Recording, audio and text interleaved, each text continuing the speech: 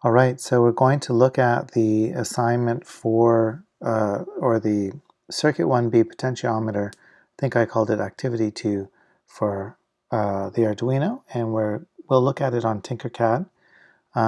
There's certainly, you should spend some time working your way through this material and reading it. There's quite a bit of information in here, and I'm only going to go over it. I'm going to go over it as as quickly as I can in the video, just to kind of like sketch it out and hopefully help you get it up and running with a few other tips. But you should read it, and you should also pay close attention to this voltage divider idea. This is something that we will extend on at some point. But let's just back up to the circuit, and you should already have, I'm going to go down to the schematic, even though it's a little squished in here, or this diagram. You should have this built already, this portion of it with the LED and the resistor from the previous blink and LED activity. So what we really need to do is add this potentiometer. You'll notice that they've put a red wire here on the power rail from positive 5 volts to one side of the potentiometer. This potentiometer has 3 pins in it this way. And then a black wire from the negative, or the ground, power rail. They are connected to the Arduino up here. So the ground goes to the other side of the potentiometer, and then this middle wire goes to A0. And the schematic shows this, though it's super tiny. So here's the pin 13 connected to a resistor and then connected to that LED. It's pointed in the direction of current flow back to ground, conventional flow. And then over here, 5 volts connected to one side of the potentiometer, which is really just a resistor. And then on the other side of that resistor, a connection to ground that it goes through here. But another possible path for the circuit is to go from 5 volts through the resistor, and then it makes contact with this wiper somewhere and goes into A0. So just thinking about this for a moment, you can think of this potentiometer as like this, a resistor from plus 5 volts to ground, and then this connection point, which is connected to A0. If this, through manually turning the wiper, if this connection point is moved to the side of the resistor that's connected to 5 volts, it's almost like if you get to the top of the resistor, there's no resistor at all. It's connected directly to 5 volts. We're going to see that in a moment. And then turn the other way all the way down to the bottom. It's connected to ground, basically. It's 0 volts. Let's look at that. I have the connection built here in Tinkercad, but what I'm going to do is just take this wire off of the wiper here. I do have the plus 5 volts connection to this side, and on the other side, terminal 2, the connection to ground. And what I think I'll do is just grab the meter, and I will put the positive lead to,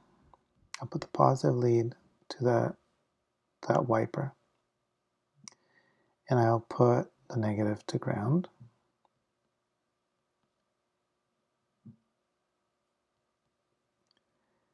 And we'll, well, it doesn't really matter, but you can make kind of square connections there. I'll connect that up. So you can see the wiper is turned very, very close to the end of its, circle here that is on the ground side.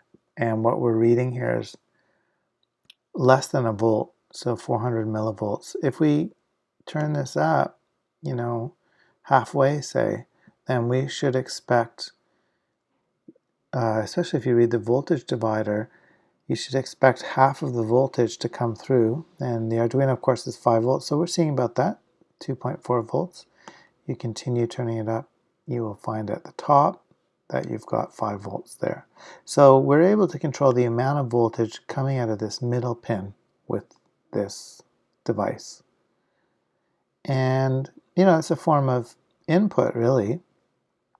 We don't have a lot of other ways we can do input on the Arduino, so we can make push buttons and we can attach these things, but, you know, we don't have a keyboard like we normally do on a computer. So this is kind of one of our forms of input. What's going to happen is that now, instead of having that voltage go into a meter, I'm sending it into an analog in. So let's look at some code. And I've just grabbed the analogRead code, and it is available for you online here at this link. It's also available in the Arduino examples folder. So there's another kind of diagram of how to hook it up. There's a schematic, a bit of a nicer schematic, and then they explain the code. So, you know, this is really useful for you to look at with this particular example on the Inventor's kit. So you should really take a look at that for that activity. And so I really should include that link for you somewhere. See if I can just kind of drop it in the document somewhere for activity 2.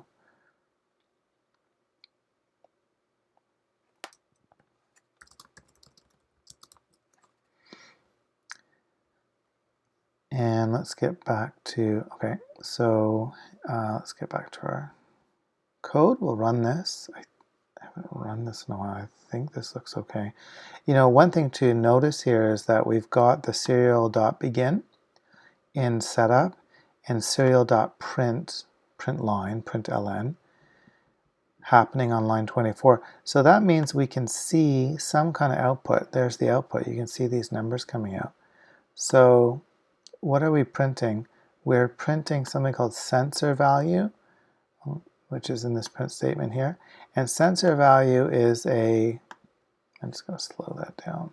Sensor value is a value that got an integer. Okay, so C, so we said it's an integer. We're creating a variable here. Let me just kind of back up a tiny bit. This line's pretty important, so let's make sure we understand what's going on with line 22. We're using assignment, so we're using 1 equal sign. That means we're taking some value on the right and we're storing it in the name on the left. And because we're in C, we actually say initially, the very first thing we do in this initialization of this variable, it hasn't been created yet. So we have to actually say, hey, this is of type integer. So you might be wondering, well, what's analogRead do? So let's get to that reference manual. Oh, I have it there. And you should really just bookmark this. analogRead right here. And again, something that you should look at is kind of a lot of information, but really what's important is what are the parameters and what does this thing return? What is this thing doing? So I think in the description here, the first bit will tell you that it reads a value from a pin and turns it into a 10-bit number. So a 0 coming in, 0 volts, is going to give you the low end of that range. A 0, you know, a 5 volt input will give you something towards 1023. And a number, you know, proportional number in between gives you a proportional value in between. Okay, so don't forget that reference manual. It's really such an important thing to use when you're, especially when you're first starting it, but pretty much always.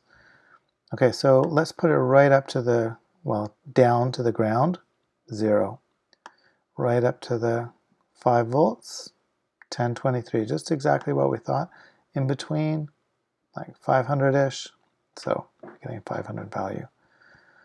So we could use that to do something, and we kind of briefly talked about that, about using that to flash an LED.